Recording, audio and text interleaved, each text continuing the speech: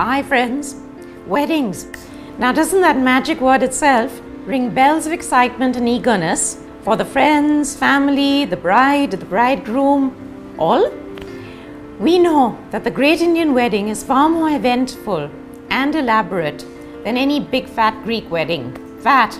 Oh yeah. So doesn't that word ring a bell of alarm? Well, at least it should.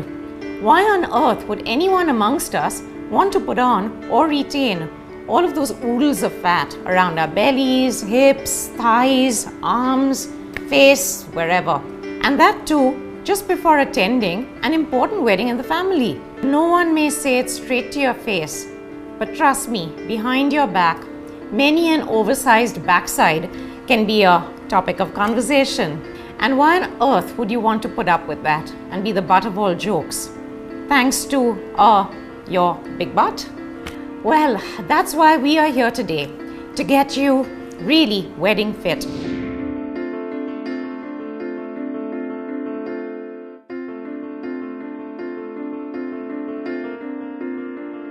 Our wedding fitness regime will cover 3 definite aspects that can contribute to cutting the calories and the weight within the stipulated countdown time to D-Day. Firstly, fitness training regularly, the way that I, Nawaz Singhania, will guide you through the process. Secondly, skincare tips and treatments, which skin specialist Dr. Jamuna Pai will throw light on. And finally, nutritional guidance, which nutritionist Luke Gattino will share with us.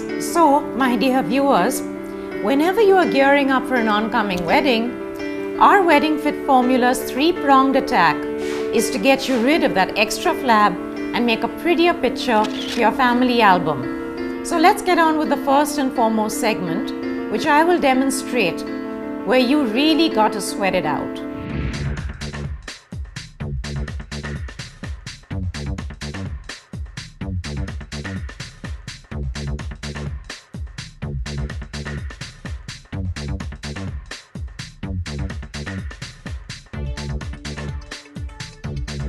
Warming up right now, starting with your legs apart, just follow me. We're stretching out, dropping your chin down close to your chest. Turn the head up to your right side. Center it and over to your left, just easing the neck out. Do that once again, center to the chest and to the right. Back down to your left. Stretching out the upper body, right arm moves across your chest. Try and draw the elbow into the opposite shoulder and hold on here. You're stretching the upper arm, the shoulder on the right side along with a bit of the upper back region. And switch over to your left.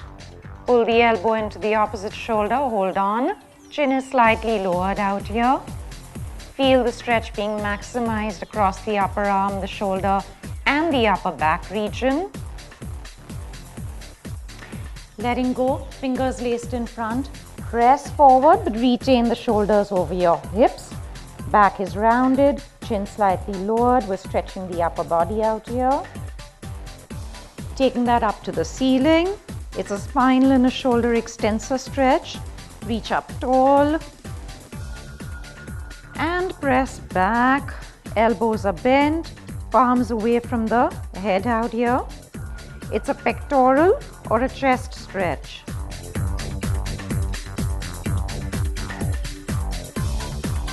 All right, letting go. Curling one leg up behind you. If you want some support, get it. Start with your own right leg, heel to hip, pelvis tucked forward slightly so that you stretch the quadricep muscle, the front of the thigh. If you need the support, take it with the free arm, but otherwise it's better to do this without support so that you can additionally work on your balance, even your coordination, things of that sort. Release it. Changing legs, heel to hip, pelvis tucked slightly forward. Feel the stretch in the belly of the quadricep muscle, radiating downward and upward. Release and relax, stretching the rest of the lower body out. Right leg forward. Keep it straight and flex it. Left leg bent at the back. Leaning forward, allow the hips to jut out behind you. we're stretching the hamstring muscle here on the back of the extended leg. Should you find that you can reach further and do with a better stretch, then go ahead and reach out for the toes. If not, stay up here and be careful not to pressure the extended leg here. Pressure is always on the bent leg. Taking that over to the other leg, left leg extended, remember, pressure on the bent leg. And flex the foot, that's exactly the opposite of point, where the toes turn upward toward the shin bone. Reach out as far as you can or like, and if you don't want to, that's fine here as well. Additionally, although it's not technically a calf stretch, because you flex the foot, you do stretch the calf muscle out, and so we won't stretch it separately. All right, super, that's all.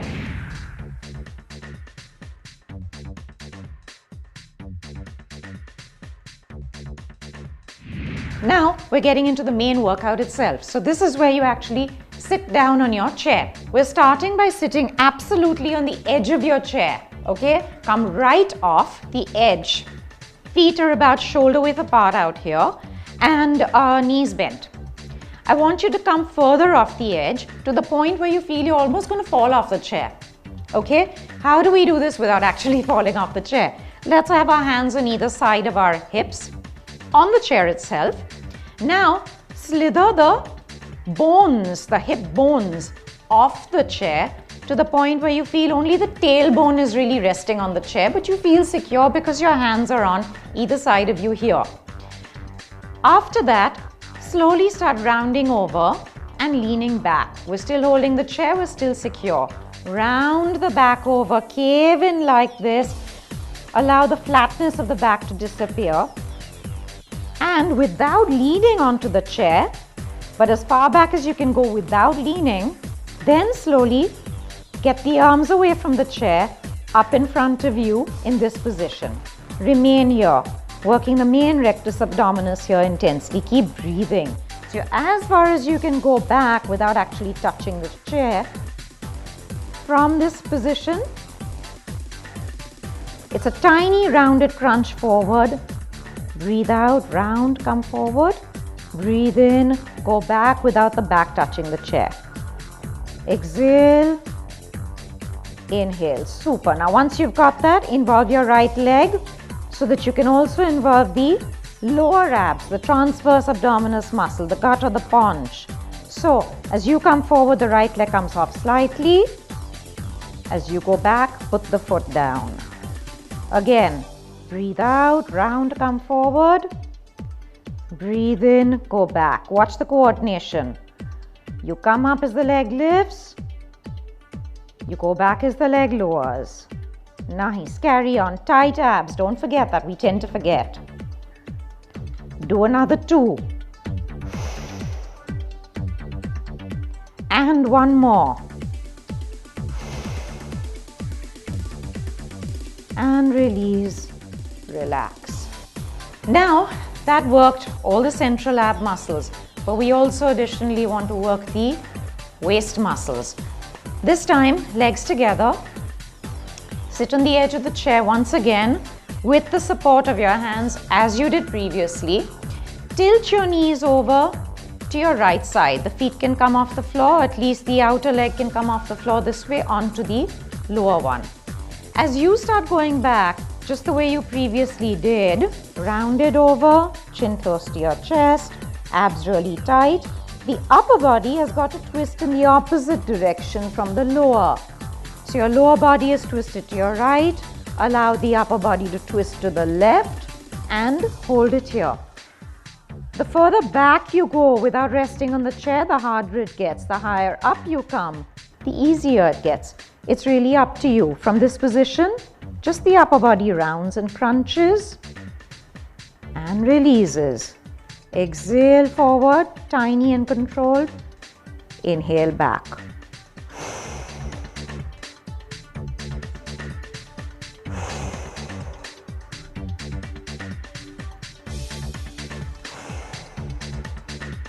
Super, going well. Another 5. Carry on, don't forget to keep the abs drawn in. 3 more here. And another 2. Last time. Release and relax. So now that we finished one side, we've got to hit the other as well. Let's take that back from the top of that exercise, sitting on the edge of the chair out here, legs together, knees turn over in the opposite direction from what you just did, to your left. You start going back, twist to your right, just short of the shoulder touching the chair. Go ahead, 10 times with the abs held in very tightly. Breathe out round, very small, very controlled. Breathe in, go back. Breathe out and in. Correct breathing patterns are very important. Keep it going. The correct oxygen exchange between the working muscles and your circulatory system is very important. You need to make sure that muscles get delivered the oxygen that is required rather, precisely when they need it. Nearly done. Carry on.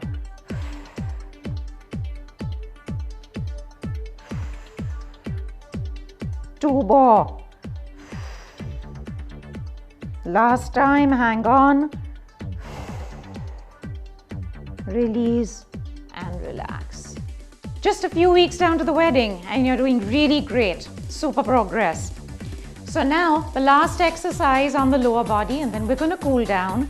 This is for the quadricep muscles along with the butt muscles and even the hamstrings. Basically most of the thigh muscles. So starting by coming in front of your chair again, legs apart, shoulder width. We're going to start sitting down onto the chair, but just as you feel the back of your legs slightly touch the edge of your chair, so very slowly, as if in slow motion, start sitting down. Keep going. The slower the better. Knees never go beyond your toes. Watch your alignment. Let the hips stick out. Keep going lower. And when the back of your legs lightly is the key word, touch the edge of the chair, stop here for a few moments. Breathe normally. Very slowly stand back up in slow motion, but not all the way up. Our legs will yet remain bent. That's it. Stop here and do that again. Feel the whole lower body being targeted very heavily, especially most muscles covering the femur bone. Light touch of the back of the legs to the edge of the chair. Squeeze the butt muscle, power through it. Squeeze up, take your time. Do that again. Feel the whole lower body being targeted very heavily, especially most muscles covering the femur bone. Light touch of the back of the legs to the edge of the chair. Squeeze the butt muscle, power through it. Squeeze up, take your time. Excellent. Now that was a really tough exercise. You may not even want to repeat it for a second set, okay? Because you've got a lot happening there. However, if you do feel ready for the second set, do exactly the same thing again after a few moments of a break.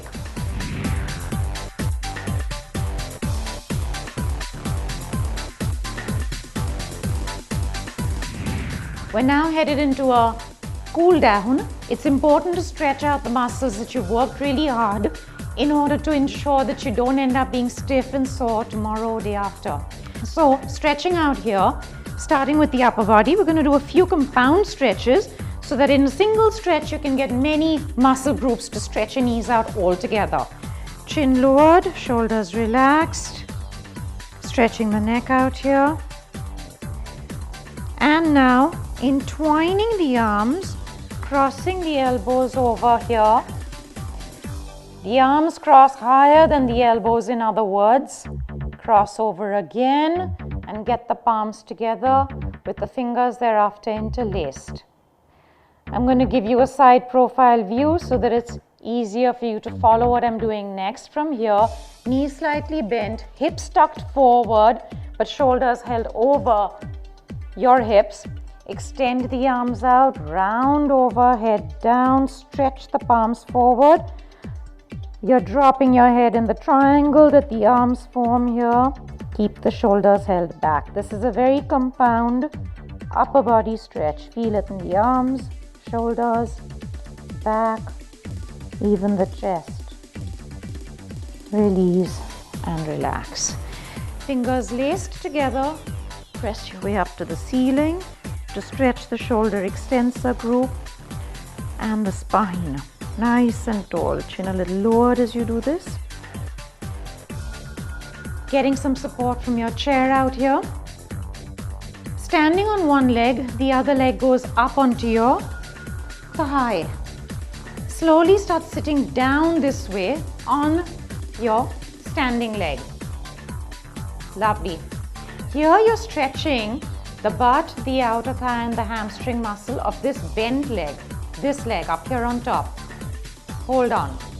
If you can do without the chair support, all the better, so that you work on balance and control as well. Stand up. Let's change legs. And slowly start sitting down. Excellent. Till you feel it here on this leg. Want a better stretch? Press the knee outward. And stand up. If you preferred, you could have done the same stretches here seated on your chair. So you would have sat down this way, one leg up on the other knee, press the knee out and lean forward. Exactly the same stretches. And the other leg up, press the knee out, lean forward. Feel it right there. And finally, calf stretches. So, while still seated, straighten your legs out in front of you, round over and reach out with one or both arms. We have to keep working on improving our flexibility. Yeah? So you will find initially that you're not able to reach too far, but at every attempt you're able to reach further and further. Fantastic. And we're all done. See, it was actually just that simple. So enjoy, take on these exercises, see the benefit of the same in a very short span of time, and be fit, fabulous, slim and wonderful during your big wedding season.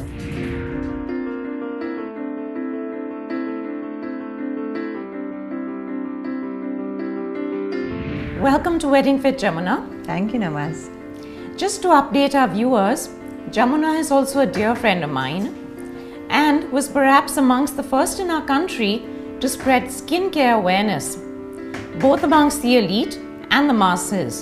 So, Jamuna, we want your gyan on how to get a quick fit fix for the skin, especially when you're just a few weeks away from your own or possibly a close friend's wedding. So, we're short on sleep, we're very stressed out, we're low on water, we're busy running around. How does one really counter all these issues and still have fabulous, glowing, clear skin?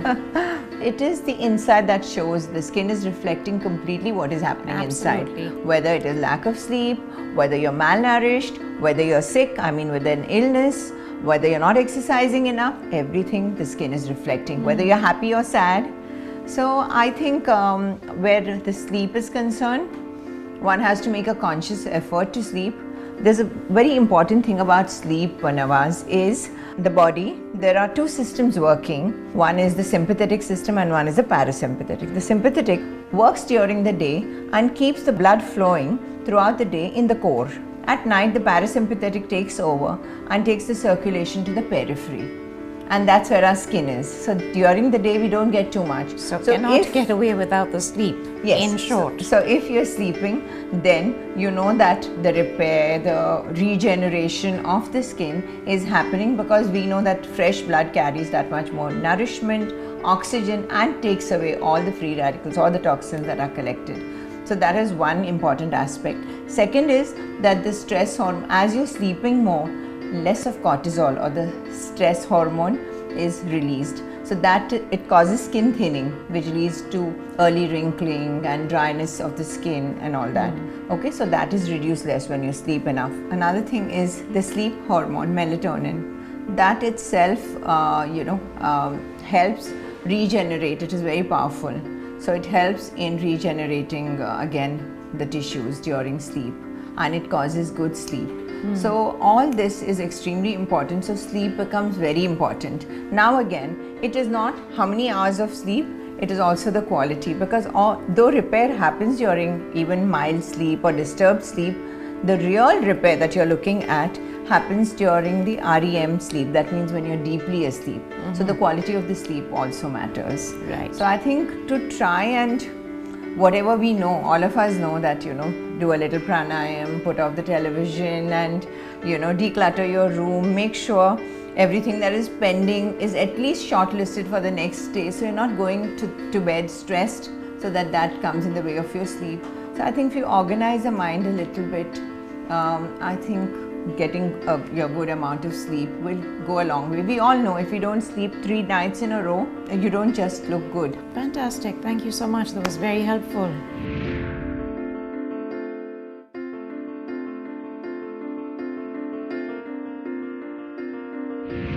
Without the right amount of food, no amount of training in skincare can possibly achieve the desired results.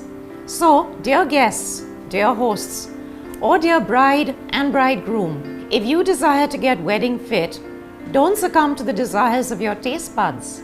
Luke here will guide us through his process of eating just right. Friends, with me right now is Luke Coutinho. His experience in nutrition is immense. Luke, tell us, how should one really approach one's diet when one is just a few weeks away from an important wedding to attend? Obviously, we all want to look our best. We need bridal tips. What should one eat? When should one eat? When and how can one finally slip into that gorgeous lehenga or fitted bandgala? So I think we should look at the mistakes that people currently make before advising them what to do. And I think most brides tend to go on these restrictive diets and cut out calories. They do these calorie restrictive diets. And when you don't have the right amount of calories, you have the wrong amount of energy, and the bride would be unable to keep up to the hectic schedule, which requires the right amount of energy. So I think it's smart eating, and I think the right word is moderation. So you need to eat the right food at the right time. So you have your breakfast, you have your lunch, you have a mid-morning snack, mid-evening snack, and you have a light dinner. And I think a problem that we see in India right now is people tend to have the most calories at dinner. Dinner seems to be the heaviest meal of the day. But if we just turn that upside down and we eat a good breakfast, a wholesome lunch, and a lighter dinner, I think in most cases people tend to lose weight without going on to restrictive diets. Excellent. Can you tell us a little bit about what are the right starches, what are the right proteins? There's a lot of confusion as far as that is concerned. Should somebody be vegetarian, non-vegetarian in order to lose weight? How do you address all of that? So if you eat the right kind of non-vegetarian, it's not really a problem. I mean, it's a whole separate topic, the fact that most non-vegetarian, right from your chickens to your meat, they're all pumped with hormones and antibiotics today. But the thing is, if someone's trying to look pretty and fit into their dress before the wedding, I would look at a vegetarian diet, because that keeps your body less acidic. Whenever you eat more non-veg, you have a more acidic body, which means you have a dull look in your skin. Everything changes because it's an inside-out approach. What you put inside your system results in exactly the way you look outside. So if you're on a clean plant-based diet, I think you can have better glowing skin. I think you can have better energy levels as well. In regards to starches, as long as they're good quality carbohydrates like vegetables, fruits, and even potatoes. I don't know why people get scared of potatoes. Potatoes are bad when you deep fry them. But when you have them in a normally cooked traditional Indian vegetable, they actually are loaded with potassium and a lot of other trace minerals that contribute towards good skin, good hair, and as well as weight loss, because it gives you one of the best sources of energy. And you need energy to burn fat. Lovely. Thank you. Okay. Now, wasn't that a strenuous workout? A skin-deep chat and the most sumptuous set of do's and don'ts to get really wedding fit. Yes, you do have to plan your work and then work your plan. Since you have little time to waste, start as of yesterday. All that band baja awaiting you will only get brighter if you get lighter. So go for it head on. If you want to be that head turner at the wedding right round the corner. This is Nawaz Singhania signing off with a hope that you sign in and join our Wedding Fit Brigade.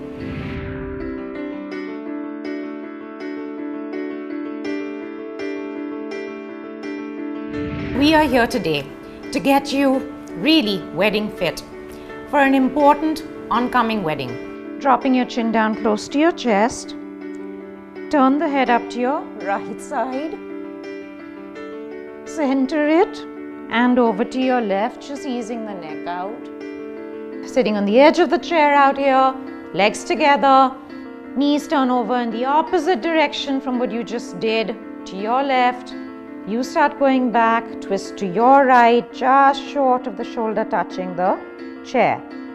Go ahead, 10 times with the abs held in very tightly. Breathe out round, very small, very controlled. Breathe in, go back. Breathe out and in. Correct breathing patterns are very important. Standing on one leg, the other leg goes up onto your thigh. Slowly start sitting down this way on your standing leg. Here you're stretching the butt, the outer thigh and the hamstring muscle of this bent leg. If you're sleeping, then you know that the repair, the regeneration of the skin is happening, because we know that fresh blood carries that much more nourishment, oxygen, and takes away all the free radicals, all the toxins that are collected. As you're sleeping more, less of cortisol or the stress hormone is released, so that it causes skin thinning, which leads to early wrinkling and dryness of the skin and all that. Okay, so that is reduced less when you sleep enough. In regards to starches, as long as they're good quality carbohydrates like vegetables, fruits, and even potatoes. I don't know why people get scared of potatoes. Potatoes are bad when you deep fry them, but when you have them in a normally cooked traditional Indian vegetable, they actually are loaded with potassium and a lot of other trace minerals that contribute towards good skin, good hair, and as well as weight loss, because it gives you one of the best sources of energy. This is Nawaz Singhania signing off with a hope that you sign in and join our Wedding Fit Brigade.